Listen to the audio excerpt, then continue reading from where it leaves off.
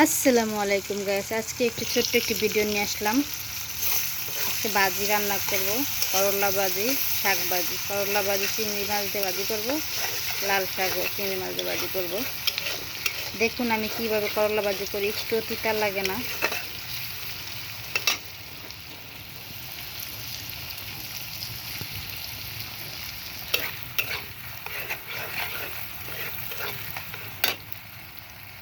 আমি এখন আলু দিয়ে দিব।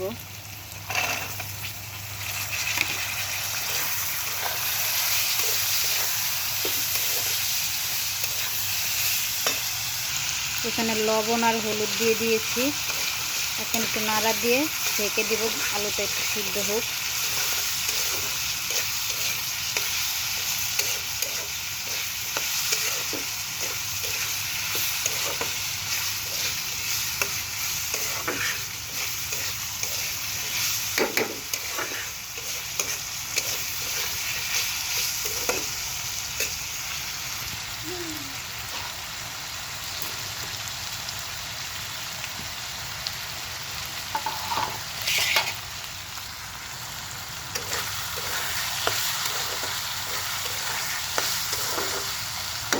ঢেকে দিব।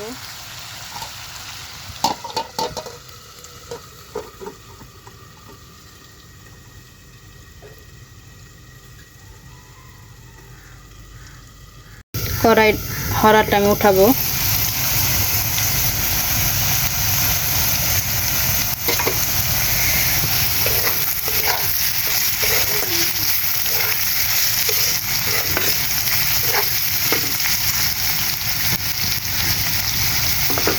আলু সিদ্ধ হয়ে গেছে। এখন চিংড়ি মাছ দিয়ে করলার তরকারিটা দিয়ে দিব, তারপর আর একটু ঢেকে দিব। এখন আমি হরাটা উঠিয়ে দিব।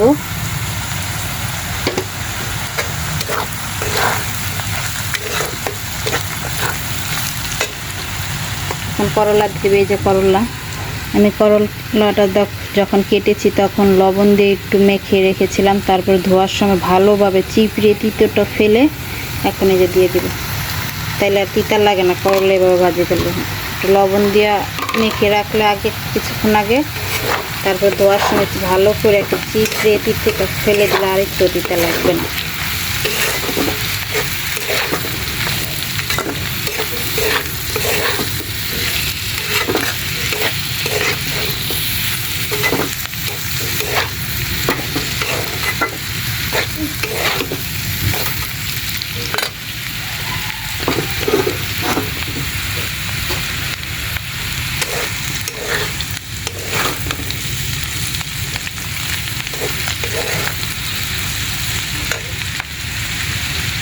এখন চিংড়ি মাছ দিয়ে দিব। চিংড়ি মাছ দিয়ে দিয়েছি।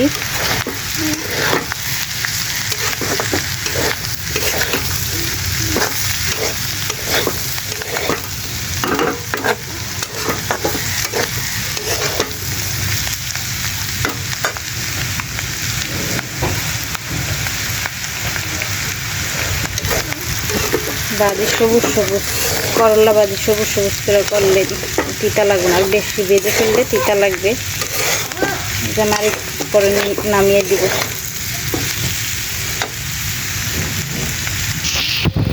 যে করলা ভাজি হয়ে গেছে, আর একটু নাড়াচাড়া দিয়ে নামিয়ে নিব।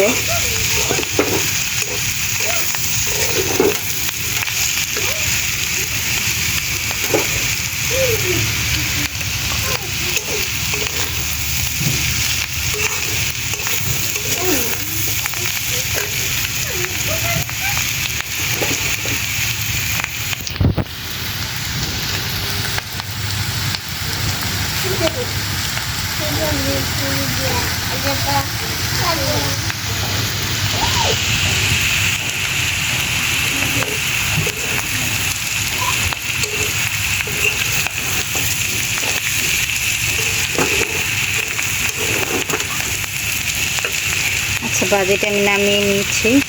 ভাজি হয়ে গেছে। এখন আমি ধনিয়া পাতা দিয়ে নামিয়ে ফেলবো।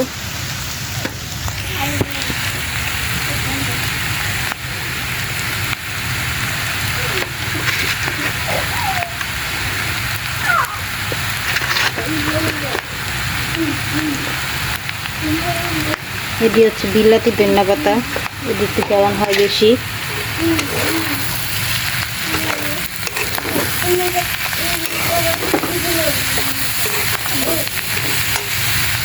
লাল শাক ভাজি বসাই দিলাম।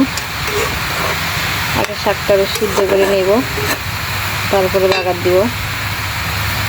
এটা আজকের মেনুতে ভাত হয়ে গেছে, চিংড়ি মাছ দিয়ে আলু দিয়ে করলা ভাজি, আর কালকে যে গরুর গোশের তরকারি ছিল, আর লাল শাক ভাজি চিংড়ি মাছ দিয়ে হয়ে যাবে।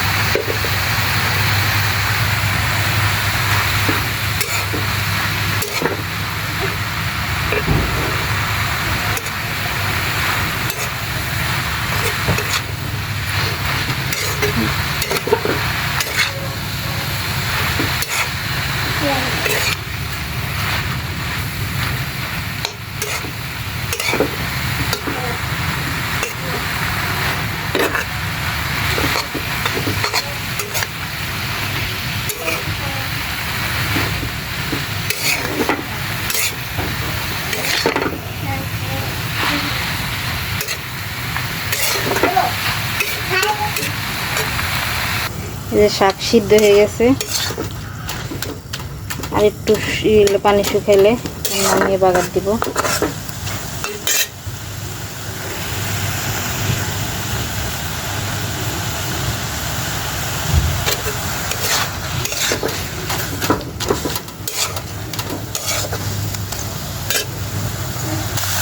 শাকের পানি শুকিয়ে গেছে, এখন নামিয়ে নিব।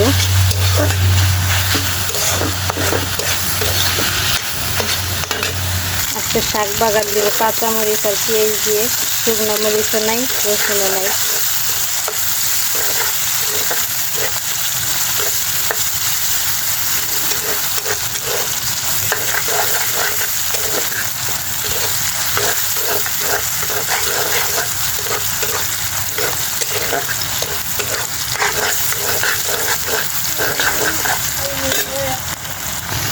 যে ভাজা হয়ে যাচ্ছে, আর একটু ভাজা হলে শাক দিয়ে দিব।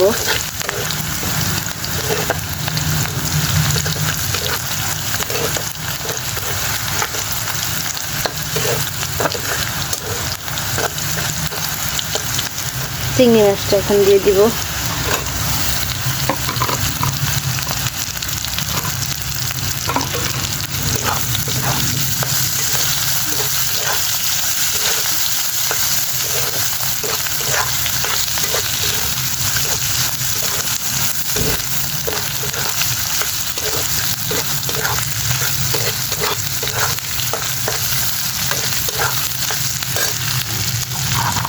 শাকও দিয়ে দিব।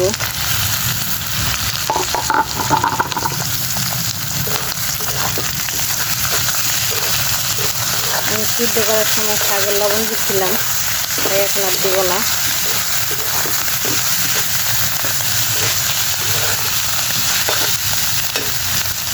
এখন ধনিয়া পাতা দিয়ে নামিয়ে ফেলবো।